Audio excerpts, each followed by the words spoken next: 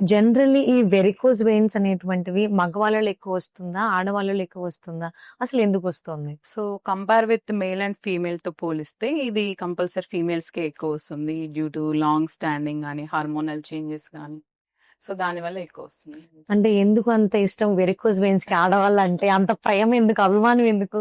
As యూజువల్‌గా ladies మనమైనా సరే మర్చిపోతుంటాం. వర్క్ చేస్తూ ఉంటాం, వంట చేస్తూ ఉంటాం, మర్చిపోతుంటాం. సో, అలా లాంగ్ స్టాండింగ్ ప్రొలాంగ్ అయిపోతుంది. వాళ్ళకి తెలియకుండానే అది ప్రొలాంగ్ అయిపోతుంది.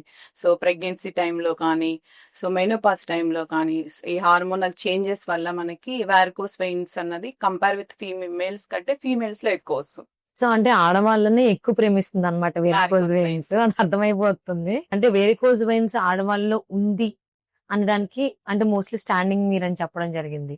సో, వాళ్ళు స్టాండింగ్‌లోనే కుకింగ్ చేస్తారు. స్టాండింగ్‌లోనే బట్టలు బట్టలు ఆరబెడతారు. ఆరబెడతారు. యాహ్! స్టాండింగ్‌లోనే అన్ని. అన్ని పనులు చేస్తారు. సో, ఆ స్టాండింగ్ కూడా వాళ్ళు మర్చిపోతారు. మనం ఎంతసేపు నిలబడుకుంటున్నాం, ఏంటి అవన్నీ మర్చిపోతారు. దానికి యాడెడ్‌గా మనకి హార్మోనల్ ఇంబాలెన్స్ కూడా ఉంటుంది.